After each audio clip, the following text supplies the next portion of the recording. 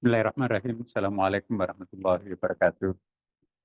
Alhamdulillah, syukurlah, wassalatu wassalamu ala rasulillah, Sayyidina Muhammadin sallallahu alaihi wasallam. Amma ba'd.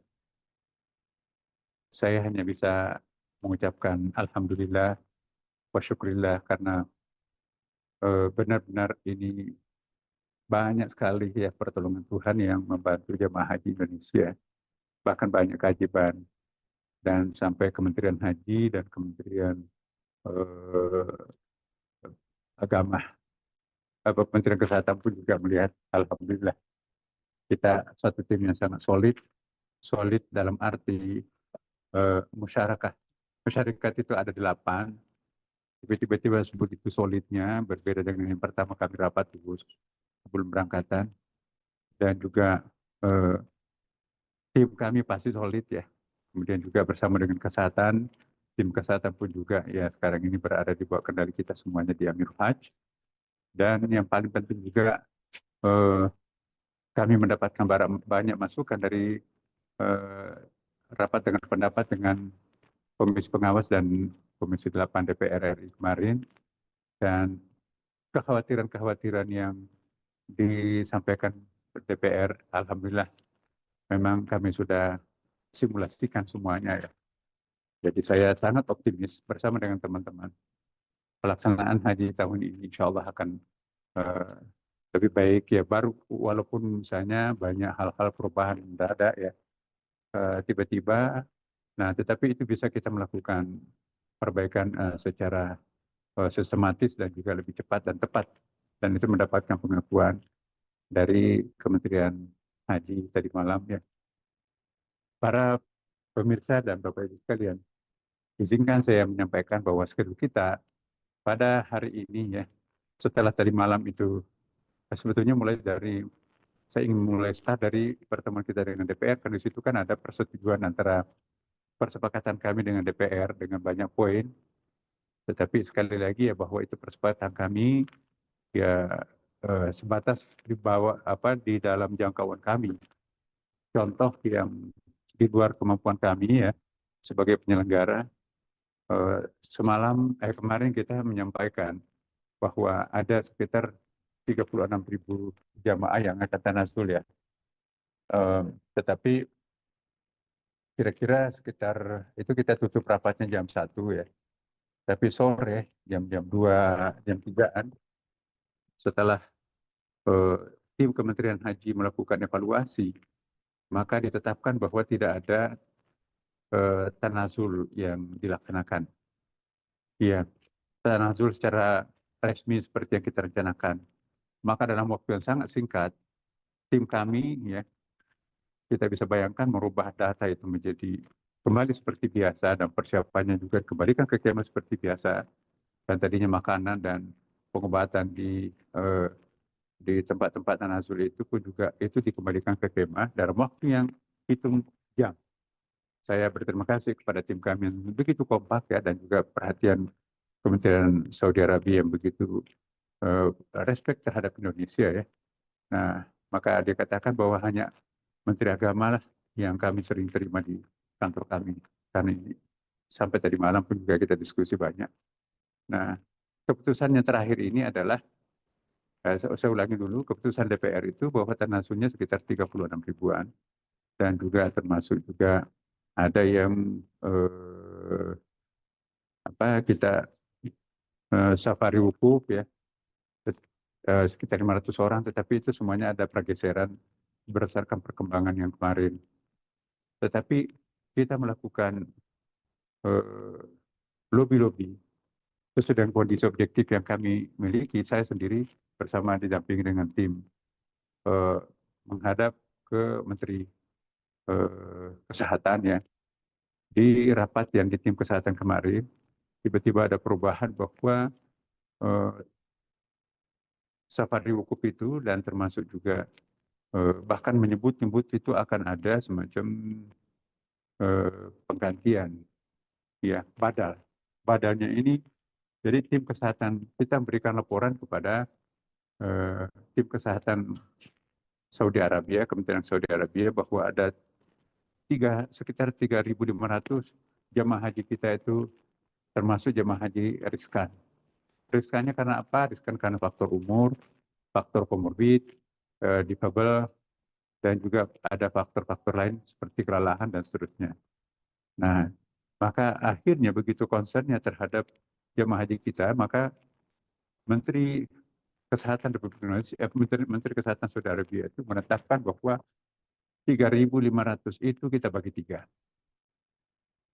3.500 itu covernya bahwa itu semuanya harus mendapatkan perhatian khusus dan tadinya ditetapkan tidak ada tanazul, maka khusus untuk jamaah Indonesia diberikan program tanazul ini yang secara formal seperti semula sekitar 3.500 orang yang tadi masuk jemaah haji yang sangat riskan itu. Nah, setelah kita melihat jamaah 3.500 itu, nah sebagian di antara jamaah itu merasa kami nggak apa-apa kok.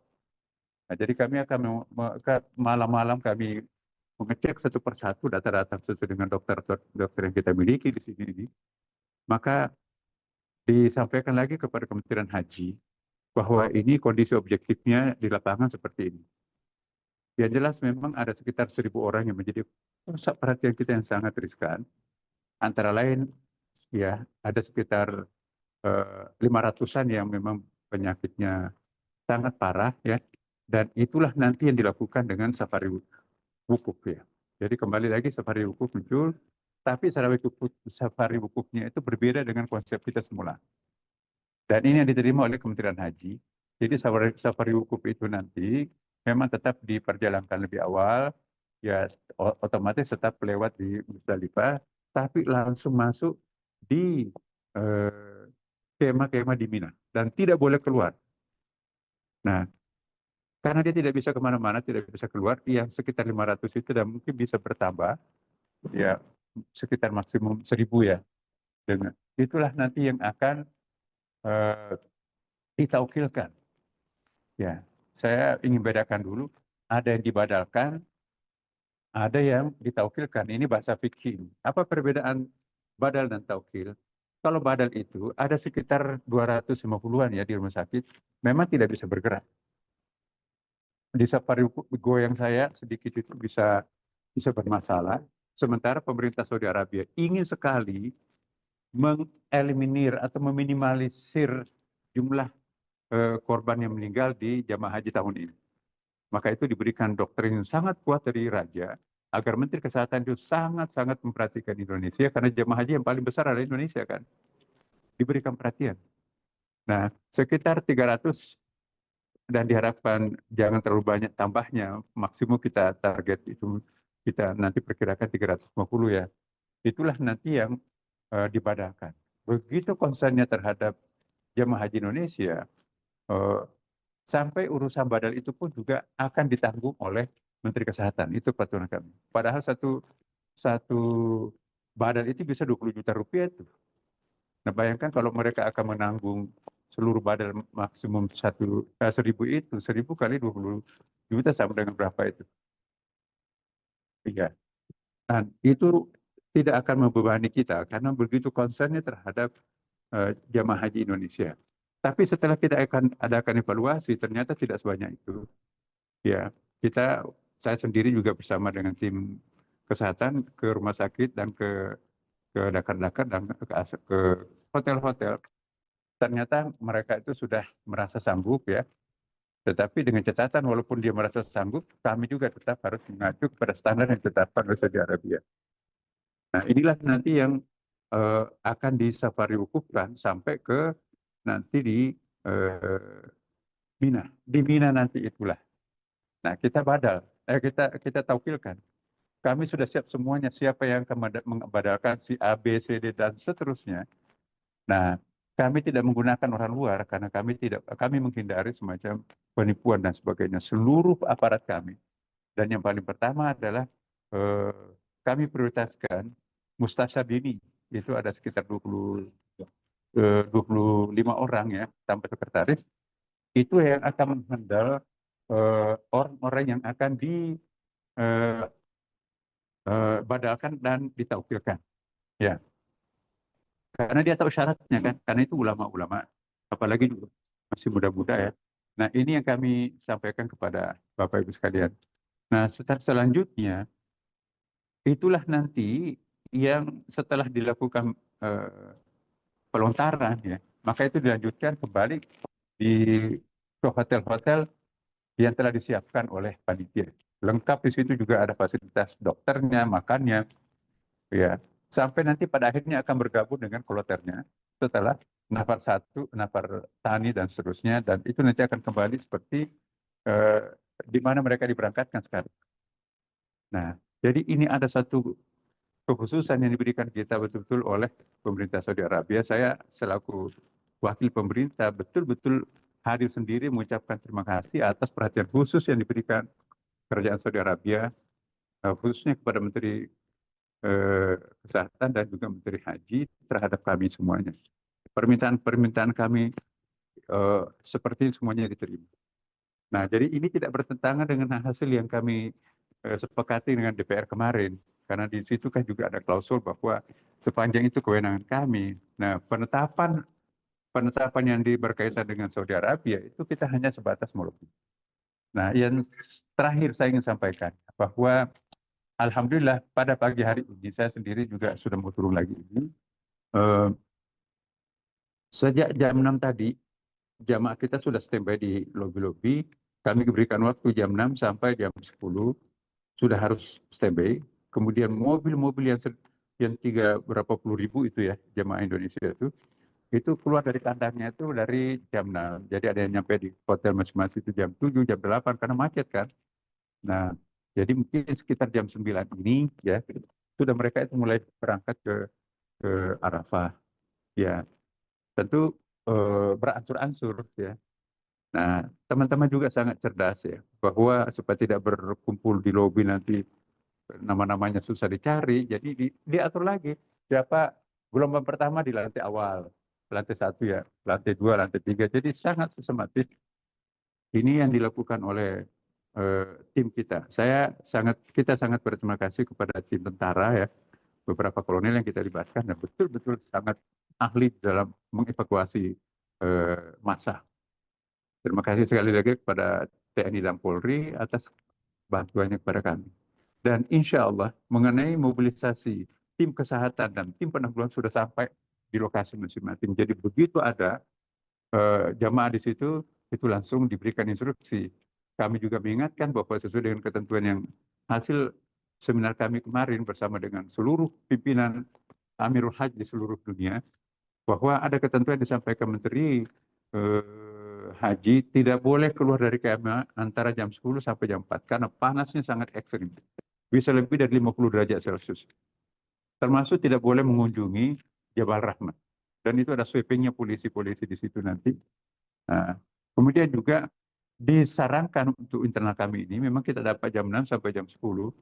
Kloter Indonesia untuk melempar itu jam 6 sampai jam 10. Sengaja ini kami minta supaya nanti tidak kena matahari jam 10 ke atas. Ya, kami menyampaikan bahwa memang kalau di dalam riwayat itu afdalnya itu atau bukan afdal ya. Biasa dilakukan Nabi itu sudah salat duhur, maka itu orang menunggu sesudah salat duhur. Puncak-puncaknya matahari bisa mendidih otak kita itu kan. Jangan sampai kita menunggu mengejar sunat tapi gugur wajibnya. Ini berwanti-wanti saya sampaikan kepada jamaah. Dan alhamdulillah jamaah kita itu sangat solid. Jadi taat, besok mulai dari jam-jam yang telah ditentukan itu mereka akan melakukan hal itu. Nah, hal lain yang perlu saya tambahkan bahwa kendaraan, alhamdulillah sudah dilakukan simulasi, bahkan syarikat-syarikat yang terdiri dari 8 itu sangat meyakinkan kami. Mudah-mudahan di lapangan itu seperti apa yang kami dapatkan, bahwa syarikat itu walaupun terdiri atas 8 syarikat, tetapi mereka semuanya akan kompak. Jadi misalnya kalau ada orang yang tertinggal di hotel, syarikat manapun juga tetap diangkut oleh syarikat yang berbeda. Karena tidak ada lagi 8 syarikat, tetap the only one syarikat untuk melayani, mengabdikan diri kepada bangsa Indonesia. Terima kasih kepada pengerahan sekali lagi kepada atasan mereka yaitu Menteri Urusan Haji. Jadi secara teori dan sebagian praktek kita sudah simulasikan, insya Allah sudah mulai jelas. Dan kami berharap mudah-mudahan jamaah kita nanti pulang ya tersenyumlah. Pasti ada kelemahan-kelemahan, jangankan 220.000 Bapak Ibu sekalian. Satu keluarga kita saja, ada suami istri, ada anak tiga, pasti ada masalah kan. Apalagi 220.000 orang, beda kebudayaan, beda etnik, beda jenis kelamin, beda kelas dan seterusnya. Pasti susah kita untuk menghindarkan, karena ini kan dalam waktu yang sangat singkat lagi kan. Sampai hari ini Bapak Ibu sekalian, kami mendapatkan pengakuan dari Menteri Haji bahwa per hari ini jemaah haji yang paling tertib, paling gampang diatur, dan paling tidak banyak melakukan pelanggaran baik di sekitar haram sekarang ini, ya apalagi juga menggunakan busnya untuk rekreasi kemana-mana. Nah, kalaupun ada bus yang kemana-mana itu biasanya yang seperti itu diorganisasi oleh jemaah haji khusus, memang jumlahnya sangat sedikit, tapi jemaah reguler. Nah, insya Allah sangat taat terhadap kami dan juga teman-teman pengelola jemaah haji khusus juga. Nah, khusus untuk izinkan saya juga mengangkat bicara tentang visa furodah ini. Dari awal kami sudah menyampaikan bahwa tahun kali ini akan berbeda karena banyak sekali peraturan-peraturan Saudi Arabia yang ditetapkan untuk menertibkan haji ini. Dan saya kira juga perwakilan jamaah khusus yang seringkali bekerja sama dengan pihak kerajaan itu mengelola haji furodah ini. Kalau memang akan ada yang melakukan haji furodah, secepatnya bergabung dengan jemaah haji khusus, dari situlah mereka bisa baku atur. Tapi kalau terlambat, apalagi last minute baru mengusulkan, itu sudah tutup di komputernya. Kalau komputer tutup, sudah nggak bisa lagi diakses. Nah ini yang banyak terjadi di Indonesia, banyak sekali teman-teman kita itu terlambat, sudah close komputer di sini di pusat, baru baru tertutup, dan yang bisa membuka itu adalah otoritas yang sangat tinggi. Karena inilah Saudi Arabia tahun ini betul-betul banyak peraturan baru. Jadi Bapak Ibu sekalian, ada sekitar, kami mencatat ada 6 peraturan baru mendadak di luar perkiraan kami semula. Tapi alhamdulillah berkat kekompakan kami semuanya, 6 peraturan itu bisa kita beradaptasi. Termasuk tadi malam yang sangat ketat itu 4 jam kita melakukan sesuatu. Teman-teman kami insya Allah lupa tidurnya mereka itu. Tapi yang penting keberhasilan jemaah haji kita, ya saya juga belum ketemu lagi secara formal teman-teman pengawas DPR. Saya ingin meminta maaf bahwa ada diktum yang terakhir itu kami tidak lakukan, karena itu bukan kewenangan kami, kewenangan yang menetapkan tidak ada murur itu, tidak ada apa namanya, Tanatul itu adalah pemerintah Saudi Arabia. Dan sekali lagi kita harus positive thinking ya Bapak. Jangan kita protes karena itu melalui penelitian yang sangat cermat, melalui konsultan yang sangat luar biasa. Bayangkan semua negara itu kalau melakukan murur, termasuk 36.000 Indonesia, tidak ada pengaturan jalan tambahan, itu terjadi nanti kau seperti yang dulu-dulu pernah terjadi. Jadi saya kira sadut syariah mencegah sesuatu yang bisa muncul terjadi yang membahayakan. Saya kira itulah yang terbaik. Akhafud dararah ini lebih baik. Kita juga taat terhadap pemerintah Saudi Arabia, tidak melakukan murur tahun ini secara formal, kecuali dispensasi yang diberikan kepada Saudi Arabia, kepada Indonesia. Dan sekali lagi saya terima kasih terakhir kepada pemerintah Saudi Arabia, tidak boleh ada ambulans yang masuk di area perkemahan seperti di Arafah dan Mina. Semuanya itu adalah ambulansnya Saudi Arabia. Ambulans kita nggak bisa masuk. Tapi setelah kita lobby dan memperlihatkan kenyataan, satu-satunya negara yang bisa memasukkan ambulansnya hanya Indonesia. Dan itu pun juga jangan bergerombol ke ambulans itu, tapi dibagi-bagi kepada beberapa perkemahan. Sekali lagi terima kasih atas dispensasi ini. Terima kasih juga atas diizinkannya kita untuk menggunakan klinik kembali seperti biasa untuk mengoperasi, dan terima kasih juga diberi kesempatan untuk membutuhkan pengobatan-pengobatan operasi sederhana di perkemahan-perkemahan. Yang hal ini susah kita temukan di jemaah haji yang lain. Terima kasih. Wassalamualaikum warahmatullahi wabarakatuh.